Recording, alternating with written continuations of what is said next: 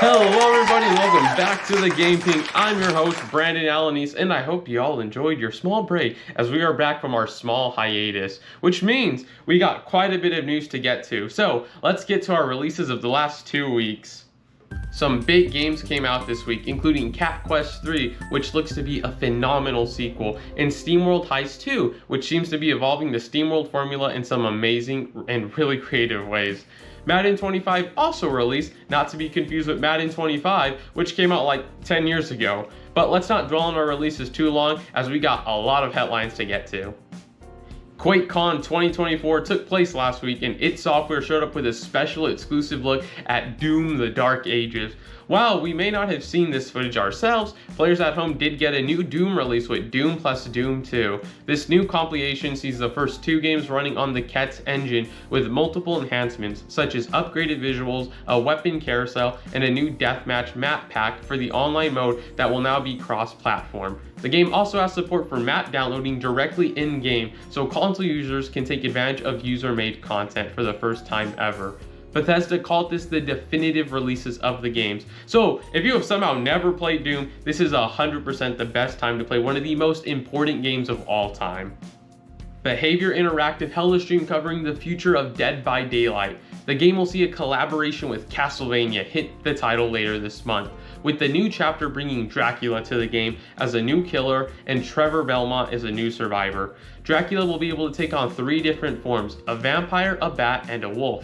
That wasn't the only Dead by Daylight news though, as to celebrate the 10th anniversary of Five Nights at Freddy's, the developers confirmed that FNAF will have a huge collab with the game in summer 2025. I'm very excited to see Freddy Fazbear chasing down Lara Croft and being joked by Chris Redfield. Speaking of Five Nights at Freddy's, the video game franchise is getting a sequel to its movie from last year, and Scott Games shared a first look at some of the animatronics being worked on for the film. As somebody who loves animatronics, these look really amazing. Five Nights at Freddy's 2 is set for a December 2025 release. The scary stuff doesn't stop there though, as one of the most iconic horror franchises of all time, Halloween, is getting its very own video games. Boss Team Games, the studio behind Evil Dead the game, is set to develop 2 games for the franchise.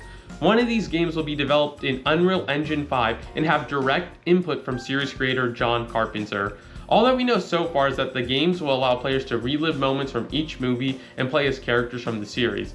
The second game is titled Halloween Retro Realms and is a 2D throwback to classic NES titles. There will also be an Ash vs. the Evil Dead Retro Realms in the same style. The Retro Realms title release in October, while the Unreal Engine 5 game is still undated. Tango GameWorks will stay alive. The studio behind Hi-Fi Rush and The Evil Within has been acquired by Krafton, the publisher behind PUBG. Microsoft announced the closure of the studio back in May, but it seems to have come to an agreement to sell Tango along with the Hi-Fi Rush IP to Krafton. John Johannes, the lead director on Hi-Fi Rush, shared his excitement on Twitter, so it seems we may be getting that sequel after all. Microsoft did confirm that they still hold the Evil Within and Ghostwire IPs, and that this acquisition will not affect any of the existing games catalog currently on Xbox, PC, or PlayStation. It's awesome to see the team at Tango get a second chance, and I look forward to seeing what they can cook up. 2 Point Studios returns with 2 Point Museum. After taking on hospitals and colleges, the studio will now take on museums. The game will see players building their own museum, decorating exhibits, putting together gift shops, cooking up restaurants, and begging for donations.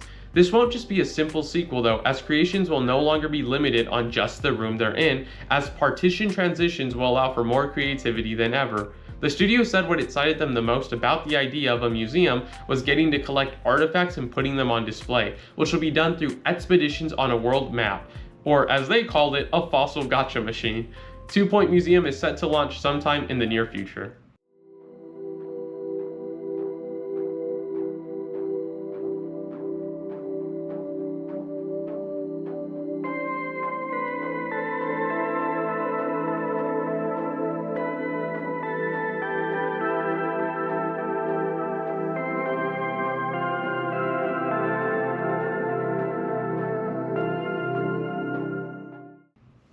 D23, Disney's biannual convention, took place last weekend and had some amazing stuff.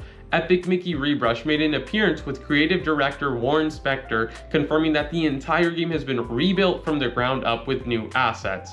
He even made a note that they use some fan information from online to get things right. The remake will also include new features such as an interior to the Main Street cinema that will allow players to replay the side-scrolling levels. Epic Mickey Rebrush is set to launch on September 24th, and I can't wait to jump into it as a huge fan of the original. Fortnite made a huge splash at the event with a special live event held directly in the game. During Disney's theme park presentation, over 1 million Fortnite users joined the show as we got updates on the company's latest collabs with Fortnite. Disney Animation will see its first characters join the game this fall, with Maleficent, Cruella de Vil, and Captain Hook, with more Disney villains being teased for being on the horizon. Pixar will also make their Fortnite debut with The Incredibles smashing into the game, with Mr. Incredible, Elastigirl, and Frozone later this year. As for content coming soon, IG-11 and Moff Gideon from Star Wars now have skins in the game, along with a brand new Grogu backbling where he vomits up his cookies. The big announcement though was Absolute Doom, the game's next season, which will be the second Marvel-focused season. Doctor Doom, Emma Frost, War Machine, Mysterio, Shuri, and Gwenpool will all be a part of the Battle Pass. There will also be a Captain America Jonesy skin and a Pilverine skin. The trailer shows off quite a bit, and from the looks of it, the game will be receiving new weapons based on Sabretooth, Iron Man, Captain America, and Black Panther. Fortnite also received new skins this past week for the X-Men with Cyclops, Colossus, and Jubilee, and as a huge X-Men fan, they look absolutely perfect. I'm definitely excited to jump into the new season later this week. And now for something cool. D23 had plenty of amazing announcements besides the video game stuff, so here are some of my personal highlights. We got confirmation that X-Men 97's next season will feature the team wearing Grant Morrison's new X-Men suit. And while they might not be the most popular look, Morrison's run is one of my favorites of all time, so I'm thrilled to see it get adapted somehow. There was also some amazing theme park news with a Monsters Inc. land, a new Indiana Jones ride, and a Villains Land all coming to Disney World, while Disneyland will be receiving a Walt Disney animatronic and a Coco ride. It's good to see the parks building themselves back up after some rough years following the COVID-19 pandemic. There's also quite a bit of movie news, including The Incredibles 3 being announced, Toy Story 5 concept art being shown, and Frozen 3 being confirmed as a two-parter. Also, a quick shout out to Hoppers, one of Pixar's upcoming films that has Daniel Chong, the creator of We Bare Bears, behind it. And while I would like to ignore the live action remakes, live action Stitch just looks perfect. I mean, just like, look at him.